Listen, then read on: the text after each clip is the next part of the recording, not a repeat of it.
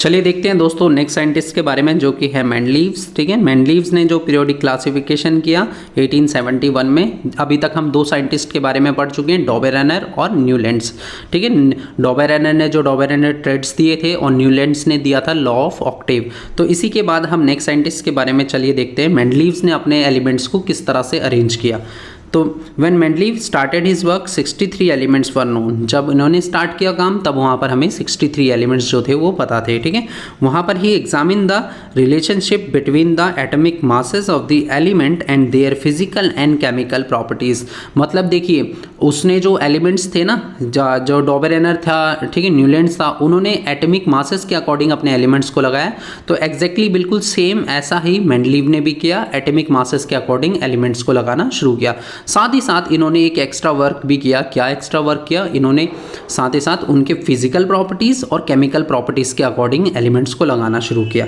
वो किस तरह से इन्होंने फिजिकल प्रॉपर्टीज़ और केमिकल प्रॉपर्टीज़ निकाली एलिमेंट्स के, उसके बारे में जानेंगे। Among chemical properties Mendeleev concentrate on the compound formed by the elements with hydrogen and oxygen. मतलब उन्होंने क्या करवाए, रिएक्शन करवा दिए। ठीक है, रिएक्शन किसके साथ करवा दिए?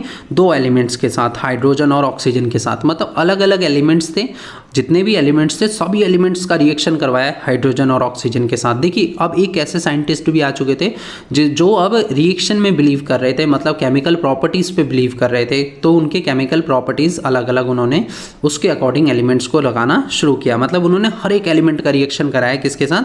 हाइड्रोजन और ऑक्सीजन के साथ। ठीक है, he selected hydrogen and oxygen as they are very reactive and formed compound with the most of the element. इन्होंने हाइड्रोजन और ऑक्सीजन को क्यों चुना? क्योंकि ये बहुत ज़्यादा रिएक्टिव थे। मतलब ये रिएक्टिव थे, किसी भी एलिमेंट के साथ आसानी से रिएक्शन दे देते थे। तो इन्होंने सारे एलिमेंट से, जितने भी 63 एलिमेंट नोन थे ना, में सबके रिएक्शन करवाए हाइड्रोजन और ऑक्सीजन के साथ। और हाइड्रोजन के साथ जब रिएक्शन कराया तो हाइड्राइड्स बने। ठीक है, इनका इन्होंने हाइड्राइड्स नाम दिया। और ऑक्सीजन के साथ जब रिएक्शन कराया तो उसको क्या नाम दिया गया? ऑक्साइड नाम दिया गया। ठीक है, और इसी तरह उन्होंने हर एक फॉर्मूलेस को लिखा, हर एक फार्मूला लिखा और हर एक रिएक्शन के बाद जो कंपाउंड बना उसको लिखा। ठीक है, और हर एक एलिमेंट के इस तरह से उन्होंने कुछ तकरीबन 8 कॉलम बना दिए। ठीक है, हर एक कंपाउंड से रिलेटेड। तो यहाँ पर the formulae of the hydride and oxide formed by elements were treated as the one of the basic property of element for its classification. मतलब उन्होंने सीधा सीधा कह दिया कि केमिकल प्रॉपर्टीज़ ही जो है ना, इनकी बेसिक प्रॉपर्टी है। क्योंकि देखिए, प्रॉपर्टीज़ पे ही तो हमें अलग अलग प्रॉपर्टीज़ के अकॉर्डिंग ही टेबल में या किसी कॉलम में एलिमेंट्स को एडजस्ट करना था। तो यहाँ पर भी इन्होंने केमिकल प्रॉपर्टीज़ का जो है यूज़ किया। अब किस तरह से केमिकल प्रॉपर्टीज़, कैसे केमिकल्स लिखे इन्होंने, किस तरह के रिएक्शन करवाए, चलिए वो देखते हैं। इन्होंने क्या करा, इन्होंने एक बहुत ही सिंपल तरीका आजमाया। इन्होंने क्या करा, ही देन टुक 63 कार्ड्स। उन्होंने ना 63 कार्ड्स लिए, ऐसे ऐसे करके कार्ड्स लिए, ब्लैंक कार्ड्स है ना, उन पे हर एक एलिमेंट का उन्होंने नाम लिख दिया। ठीक है, मान लीजिए कार्बन हो गया या ऑक्सीजन हो गया, ठीक है, या हाइड्रोजन हो गया। तो इस तरह से हर एक कार्ड पर उन्होंने नाम लिखा एलिमेंट का।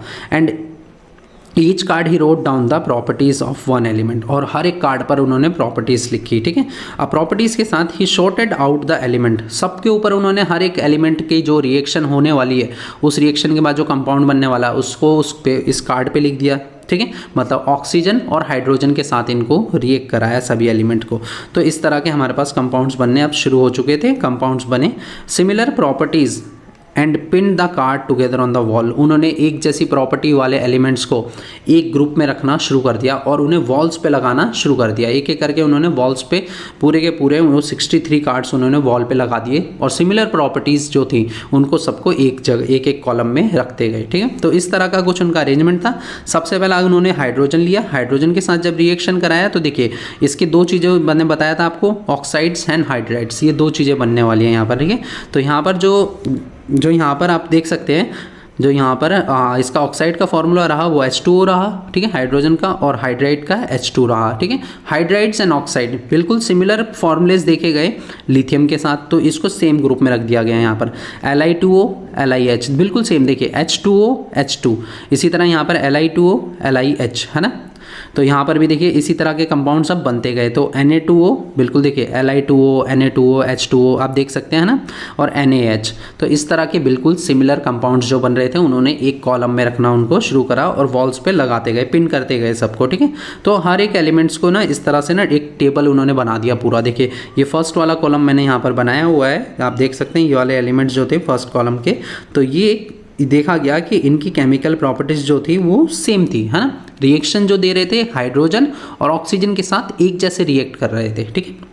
यही तो था मेन, हाइड्रोजन और ऑक्सीजन का ही तो यूज़ किया उसने। ऑक्सीजन के साथ रिएक्ट करा के ऑक्साइड बना दिया, हाइड्रोजन के साथ रिएक्ट करा के हाइड्राइड बना दिया और लिखते गए। जैसे कि मान लीजिए मेरे को किसी भी कंपाउंड का हाइड्राइड और ऑक्साइड लिखना है, अगर मान लीजिए मेरे को मैग्नीशियम का क्या लिखना है, हाइड्राइड और ऑक्साइड लिखना है, तो इसका देखो ऑक्साइड का फॉर्मूला क्या है RO और हाइड्राइड का फॉर्मूला क्या है H2, RH2। तो यहाँ पर R जो है ना, R is a element. R जो आप उस कॉलम में या जो भी एलिमेंट देख रहे हैं वो R एलिमेंट है, तो R की जगह आप एलिमेंट रख दीजिए।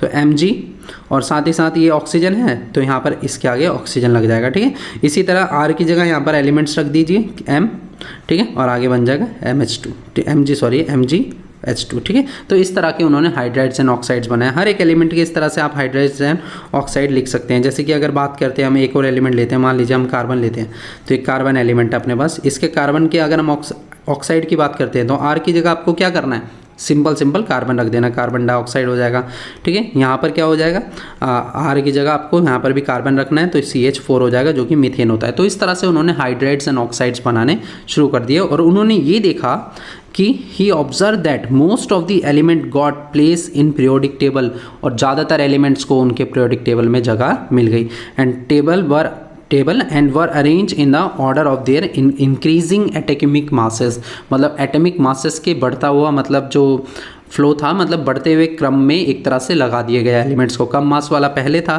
ठीक है, हाइड्रोजन का मास देखिए नीचे 1.008, ठीक है। इसी तरह से नेक्स्ट एलिमेंट था यहाँ पर लिथियम, फिर बेरिलियम, बोरोन, कार्बन।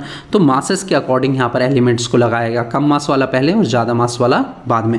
और उन्होंने ये भी कहा it was also observe that there occur a period recurrence of element with similar in physical properties. उन्होंने ये देखा गया कि जब उन्होंने एलिमेंट्स को एटॉमिक मासेस के अकॉर्डिंग लगाया, मतलब कम मास वाले को पहले, ज़्यादा मास वाले को बाद में। तो यहाँ पर देखिए रिपीटेशन कैसे हुई, देखो दोबारा से कि जैसे लिथियम था, लिथियम से पहले एटॉमिक मासेस के अकॉर्डिंग लगा दिया, वापस यहाँ पर सोडियम पर आ गए फिर वो, है ना। फिर दोबारा उन्होंने वही देखा, यहाँ पर ना एक तरह का ना कैरेक्टर दिखाई दे रहा था, एक प्रॉपर्टी दिखाई दे रही थी। क्या इसमें बोला गया, इसने मेंडलीव्स पीरियोडिक लॉ कहा गया। वो लॉ देखिए क्या देखा गया, it states that the properties of elements are periodic function of their atomic masses.